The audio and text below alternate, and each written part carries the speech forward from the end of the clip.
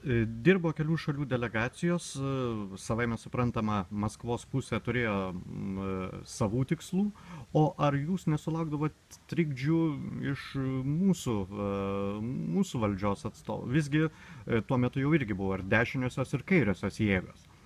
Na, pačių dėrybų metu tai ne, nes dėrybų delegacija dirbo labai tikrai įtemptai, nesileisdavo į jokias ten išorinės kažkokias diskusijas. Aišku, į viešumą mes duodavom informacijos pakankamai skūpiai, nes puikiai supratom, kol dėrybos nepabaigtos, tai bet koks žodis į viešumą apie dėrybų eigą, apie tam tikras dėrybinės pozicijas, jisai gali labai pagadinti visą bendrą reikalą.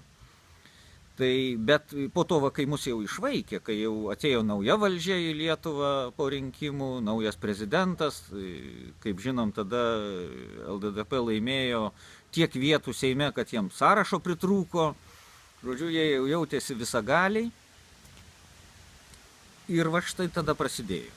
Kadangi iš visų mūsų ruoštų sutarčių pasirašė tik išvedimo tvarką ir sąlygas ir grafiką, 3 dokumentus, kur mūsų grupė, nes neminėjau, aš to dėrybų delegacija buvo suskirstyta į 3 pogrupius, taip vadinamus, ir už tam tikrą sutarčių dalį buvo kiekviena grupė atskirai atsakinga, nors šiaip delegacija atsakinga buvo už viską.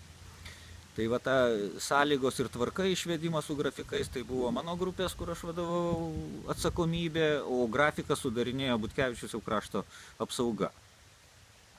Tai tas viskas ėjo sklandžiai, bet, kai jau sakau, kai mus jau išvaikė ir paskyrė kitą delegaciją, rusai, aišku, jų reikalavimų tas buvo padaryta, čia jokia paslaptis, nors visi bando sakyti, kad ne, čia tiesiog valdžios pasikeitė, užtat mes kai ką pakoreguojam, tokia oficialioji versija, bet iš tikro tai jokia čia vieša paslaptis, kad tai buvo reikalavimas, nes mūsų delegacija buvo tikrai kieta, jiem buvo labai kietas riešutėlis ir, kaip žinia, rezultatas buvo tikrai vertingas tų dėrybų. Tai vienos iš sutarčių, kurioje buvo aptariama šiek tiek tos kariuomenės čia atsiradimo dalykai ir kiti, ten toks 3, man atrodo, straipsnis buvo, kuris buvo gan svarbus ir kuris labai jiem kliuvo ir dėl ko jie nepasirašė. Jelcinas atsisakė per tą jau delegacijos paskutinį vizitą į Maskvą, Kremliuje, žinom, Landsbergis turėjo pusvalandžio pokalbį su Jelcinu prieš pat pasirašymą ir tuomet pasirašė tas 3, kurias aš minėjau, visų kitų atsisakė pasirašyti Maskva. Užsienio reikalų ministras Gilys vizitavo Maskvą tada ir parsivežė naują redakciją to 3 straipsnio.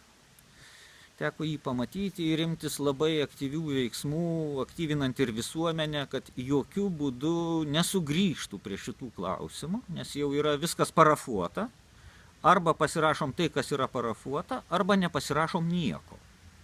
Nes taip jau ir atsitiko, kariuomenės jau išvedimo procesas prasidėjo ir dabar vėl grįžti kažką pasirašinėti kitaip ir tas tekstas skambėjo taip, kad iš principo mes būtume įteisinę jo šią atvykimą, tos visos bazės čia pasidarytų teisėtos, gal jos ir išeitų, bet jau kaip teisėtos. Teisėtai čia buvęs, tai kaip ir okupacijos nebeliktų. Tai reiškia, tuo laikotarpiu labai nedaug trūko, kad dėl vieno punkto, neva dėl santykių šiltinimo ar panašiai, būtų įteisinta Lietuvos okupacija, de facto. Be abejo taip, ir tai buvo tikrai atsakingas metas ir labai rizikingas metas, nes fizinės jėgos, politinės fizinės jėgos LDDP turėjo daug tuometiniam Seime.